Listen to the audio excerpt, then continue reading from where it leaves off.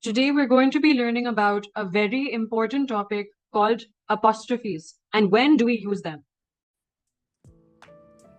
Now, apostrophes are punctuation marks that have several uses in English. Common uses of apostrophes: possession. Now, what is possession? It means to own or to have something. For example, Sarah's book.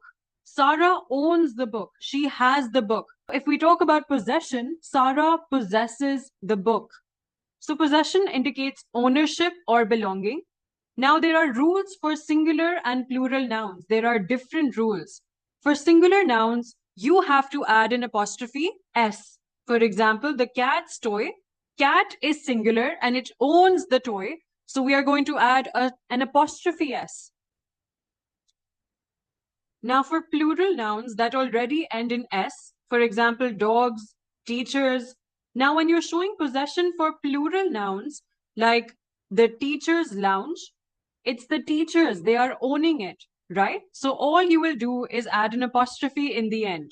The dog's owner, the dogs are already plural. So you really have to make sure that is it plural or singular in the sentence that has been used, because sometimes it can be confusing. So in this case, the dogs are plural and they have an owner, right? So the dog's owner, it's showing possession.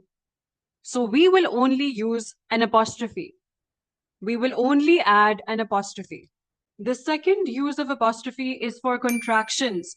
Contractions combine two words into one. For example, can't, don't, wouldn't, right? These are not one word.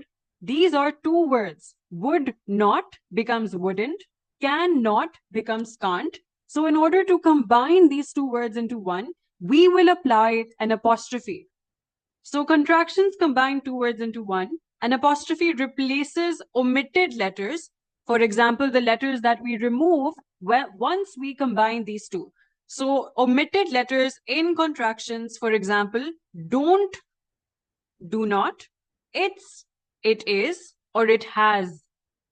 In the next video, we will attempt a couple of worksheets to show you the differences between singular and plural subjects for further understanding.